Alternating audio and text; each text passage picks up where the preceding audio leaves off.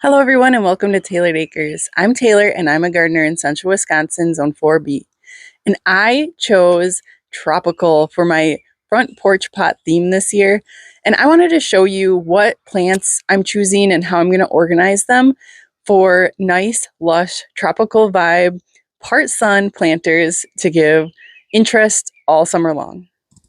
Here are my spring planters, and they're a little bit lackluster right now. I have yellow and red dogwood branches. I did have tulips and hyacinth bloom in here, and those are done already. And then the lime green that you see, that's actually just lettuce.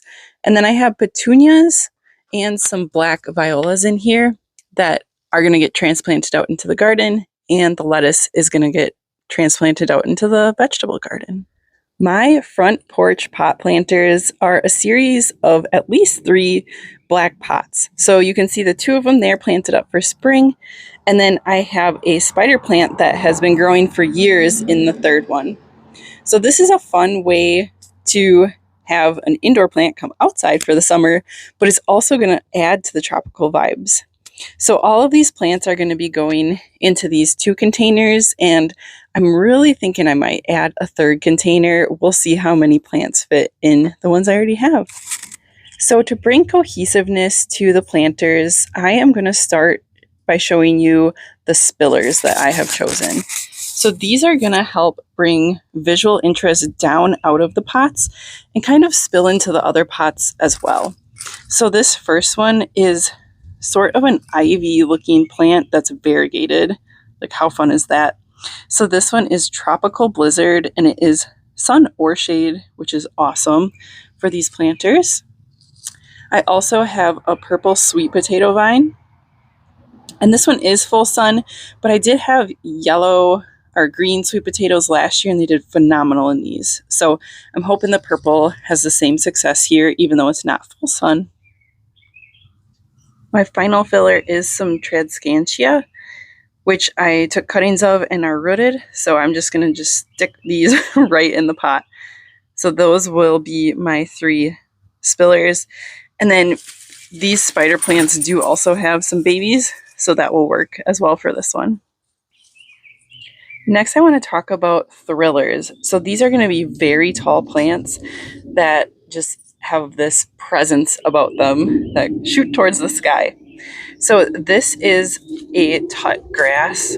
This one is Prince Tut. This does come in different sizes, so be careful what you select. It will tell you the height on there. So this one is full to part sun, which is perfect for our area. And I've never grown this before, so I'm really excited to see what it does. But it is a very fun tropical looking plant. And we also have cannas that I got last year. I saw them at Home Depot, and actually this inspired the tropical theme for this whole year. So these will get pretty big. They're just starting out. I just woke them up. Next, let's talk about the fillers. So these are going to be the plants that take up most of the space in the containers. So you want them to be beautiful, right? So this first one down here is a polka dot plant. So this one is a white one. And how fun is that? These really caught my eye last year, and I am excited to have them, to grow them this year. Next, I have some coleus that I've actually been taking cuttings of and saving them for, oh my gosh, probably like 3 or 4 years now. They get gigantic. They are looking a little sad right now. It looks like they might have been in the sun too much. These are more of a shade coleus, and they do get these blooms, which you just can cut them back and they'll get more bushy. They're awesome plants, and they're very easy to take cuttings of and keep inside for next year too, to save you a few dollars. All right, so then we have a double impatient, and this is a full shade plant.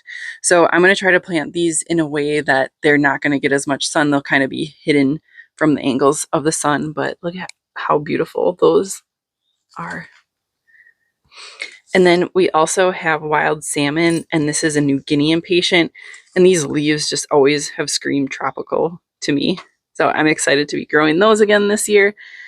I've grown them many times in the past as well.